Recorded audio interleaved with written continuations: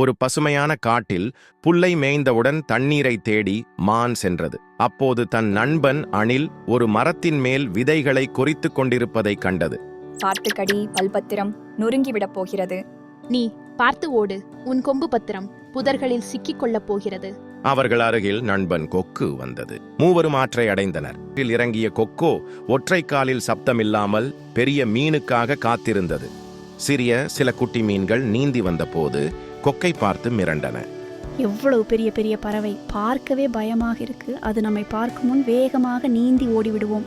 கவலைப்படாதே என் சின்ன மீனே, நான் பெரிய மீனுக்காக காத்திருக்கிறேன்.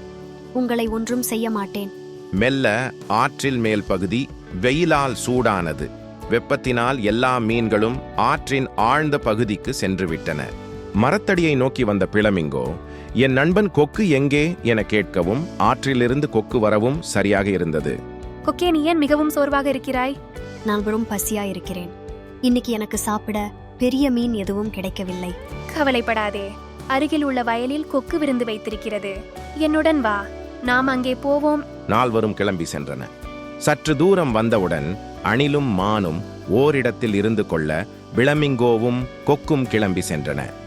இவர்கள் போன போது பாட்டி முடிந்து எல்லோரும் சென்று விட்டனர்.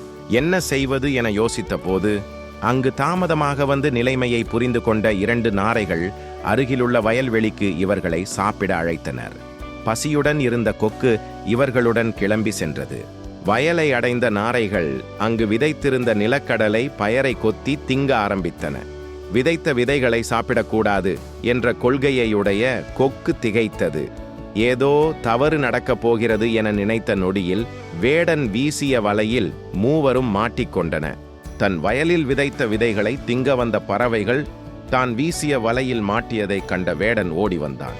அருகில் வந்த வேடனிடம் கொக்கு பேச ஆரம்பித்தது. வேடனே, ப்ளீஸ் என்னை விட்டுவிடுங்கள். எதற்காக உன்னை விடணும்? நான் நேர்மையான மற்றும் நல்ல குணமுள்ள பறவை என்று உங்களுக்கு தெரிந்திருக்கும். எனவே என்னை விட்டுவிடுங்கள். நானும் கேள்விப்பட்டிருக்கிறேன். ஆனால் என் விதைகள் போய்விட்டனவே, நான் என்ன செய்வது? நான் நல்ல உயர்ந்த குடும்பத்தைச் சேர்ந்தவன், நேர்மையானவன். தவிர நாரைகள் விதைக்கப்பட்ட விதைகளை தின்னும் என எனக்கு தெரியாது. எனவே என்னை விட்டுவிடுங்கள். நீ ஒரு நல்ல பறவையாக இருக்கலாம், ஆனால் நான் உன்னை திருடும் நாரைகளுடன் பிடித்திருக்கிறேன். கொடுக்கும் தண்டனையை நீயும் அவர்களுடன் பகிர்ந்து கொள்ள வேண்டும். அதுதானே நியாயம்? Click the below link for the full story. Thank you for watching Surya eHub.